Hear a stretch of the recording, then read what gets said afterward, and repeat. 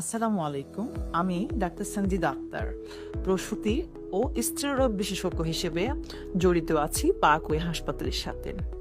আজকে আমি আসলে একটা ছোট্ট মেসেজ দেওয়ার জন্য আপনাদের সাথে যুক্ত হয়েছি। সেটা হচ্ছে আমরা সবাই চাই একটা নিরাপদ গর্ভ বা নিরাপদভাবে একটা মানুষ গর্ভধারণ করুক, কিন্তু তার জন্য কি আমরা সকলে আসলে প্রস্তুত?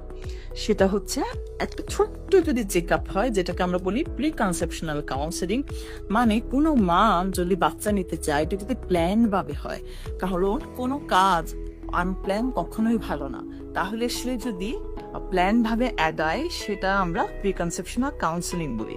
সে প্রেগন্যান্সি নিতে যাচ্ছে, তার আগে যদি তার স্ত্রী ও প্রসূতি রোগ বিশেষজ্ঞের সাথে দেখা করে এবং কয়েকটা সিম্পল ব্লাড পরীক্ষার মাধ্যমে আমরা তার কোনো বিপদ চিহ্ন আছে কিনা ওটা জানতে পারি। যেমন তার হতে পারে থাইরয়েডের কোনো একটা সমস্যা আছে, মানে হরমোনাল সমস্যা আছে, কিন্তু সে ছোট থেকে এখনো কোনোদিনও তো পরীক্ষা করেনি।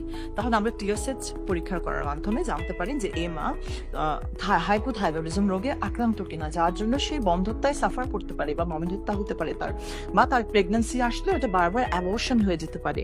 তাহলে সে কি ডায়াবেটিক আছে কিনা, সেজন্য আমরা যদি তার ব্লাড র্যান্ডম ব্লাড সুগার বা ফাস্টিং টুয়ার্ডস ব্লাড সুগার করি, তাহলে জানতে পারবো যে এ মা ডায়াবেটিস রোগে, মানে জন্ম থেকে এখন পর্যন্ত যেটাকে আমরা বলি কনজেনিটাল বা জন্মগত ডায়াবেটিসে আক্রান্ত কিনা, বা কোনো ধরনের রক্তরোগ যেমন থ্যালাসেমিয়া, এটাও একটা বারবার বাচ্চা নষ্ট হওয়া বা অ্যাবর্শন এবং বন্ধ্যত্বার কারণ। তাহলে কিছু কিছু সিম্পল রক্ত পরীক্ষা করার মাধ্যমে আমরা এটা ডিটেক্ট করতে পারি এবং একটা নিরাপদ প্রেগন্যান্সি বা নিরাপদ প্রসব আমরা নিশ্চিত করতে পারি। তাহলে আপনারা যখনই কনসিভ করার চিন্তা করবেন, অবশ্যই অবশ্যই অবশ্যই আপনার প্রসূতি রোগ বিশেষজ্ঞর পরামর্শ নেবেন। এবং প্রেগন্যান্সির আগে থেকে একটা সিম্পল ওষুধ ফলিক অ্যাসিড যদি শুরু করা যায়, তাহলে অনেক ধরনের জন্মগত ত্রুটি যেমন কনজেনিটাল হার্ট ডিজিজ, ঠোঁট কাটা, তালু কাটা, এই ধরনের রোগ এবং মাথার খুলি না থাকা বাচ্চা, যেটাকে আমরা বলি অ্যানেনকেফালি, এগুলো আমরা রোধ করতে পারি।